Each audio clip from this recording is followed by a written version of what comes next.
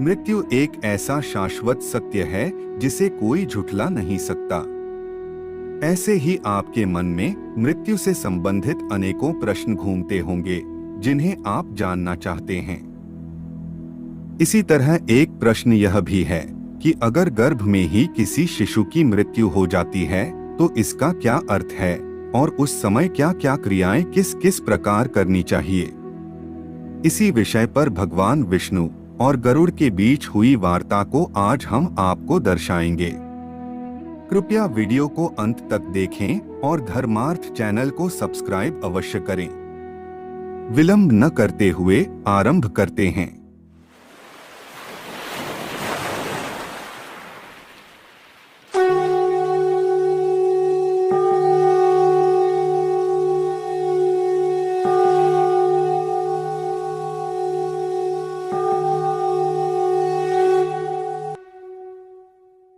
गरुड़ ने कहा कि हे प्रभु, वेदों का यह कथन है कि अकाल में किसी की मृत्यु नहीं होती और कर्मों के अनुसार ही सबकी गति निर्धारित होती है।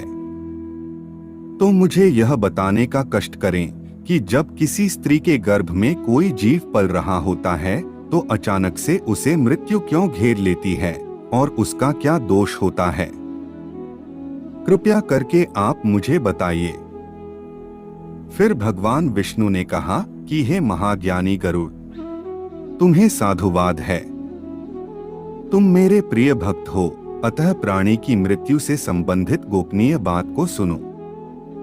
हे पक्षीराज कश्यप पुत्र महातेजस्वी गरुड़, विधाता द्वारा निश्चित की गई मृत्यु प्राणी के पास आती है और शीघ्र ही उसे लेकर यहाँ से चली जाती है। प्राचीन काल से ही वेद का यह कथन है कि मनुष्य 100 वर्ष तक जीवित रहता है, किंतु जो व्यक्ति निंदित कर्म करता है वह शीघ्र ही विनष्ट भी हो जाता है। हे गरुड़, जब आत्मा गर्भ में प्रवेश करती है उस समय जीव का आकार बहुत ही सूक्ष्म होता है। 10 दिनों के बाद वह एक बेर के समान हो जाता है। धीरे धीरे गर्भ के भीतर उसका विकास होने लगता है और वह एक अंडे के आकार में बदल जाता है। इसके बाद भ्रूण के मस्तिष्क का विकास होता है। दूसरे माह में शिशु की भुजा बननी आरंभ होती है। तीसरे माह में शिशु के नाखून, रोम, लिंग, त्वचा, हड्डी और 10 द्वार के छिद्र बनते हैं। चौथे माह में शिशु के मांस, रुधिर, त्वचा, मज्जा और अस्थि तैयार होती है। 5वें माह में उसे भूख और प्यास लगने लगती है। 6ठे मास में शिशु गर्भ के भीतर हिलने लगता है। मां द्वारा मिल रहे आहार को पाकर शिशु तीव्रता से विकसित होने लगता है। इस दौरान गर्भ के भीतर शिशु मलमूत्र के साथ रहता है। गर्भावस्था के इस पड़ाव पर शिशु को बहुत पीड़ा होती है, जिसके चलते वह बार बार बेहोश होने लगता है। गर्भावस्था के अंतिम माह की उस अवस्था में शिशु के पैर ऊपर और सिर नीचे होता है। ऐसे में वह हिलडुल नहीं पाता। इस पड़ाव पर उसे कई कष्टों का सामना करना पड़ता है। इस दौरान शिशु भगवान से अपने पापों की क्षमा मांगता और उनकी शरण में जाने की प्रार्थना करता है।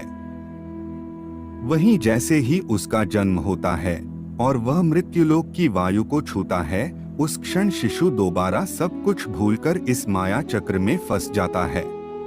हे पक्षी श्रेष्ठ, गर्भवास से निकला हुआ प्राणी अज्ञान रूपी अंधकार से छिपा हुआ हो जाता है। बाल्यावस्था में रहने के कारण वह कुछ भी ज्ञान नहीं रखता है। यौवनांधकार से वह अंधा हो जाता है। इस बात को जो देखता है वह मुक्ति का भागी होता है। प्राणी चाहे बालक हो, चाहे युवा हो अथवा वृद्ध हो, वह जन्म लेने के बाद मृत्यु को अवश्य प्राप्त होता है। धनी, निर्धन, सुकुमार, कुरूप, मूर्ख, विद्वान, ब्राह्मण या अन्य वर्ण वाले जनों की भी वही स्थिति होती है। मनुष्य चाहे तपस्वी, योगी, परम ज्ञानी, दानी, लक्ष्मीवान, धर्मात्मा, अतुलनीय पराक्रमी अथवा कोई भी हो, मृत्यु से नहीं बच सकता।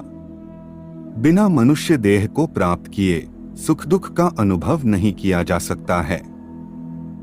व्यक्ति प्राकृत कर्म के पाश में बंधकर मृत्यु को प्राप्त करता है। गर्भ से लेकर 5 वर्ष तक मनुष्य के ऊपर पाप का कम से कम प्रभाव पड़ता है, किंतु उसके बाद उसे उसके हर पाप का दंड भोगना पड़ता है और वह अपने हर पाप के प्रभाव को भोगने का भागी होता है। इस प्रकार प्राणी को बार बार इस संसार में आना जाना पड़ता है। हे गरुड़, यदि स्त्री का गर्भपात हो जाए अथवा गर्भस्राव हो जाए तो जितने मास का गर्भ होता है उतने दिन का ही अशौच मानना चाहिए।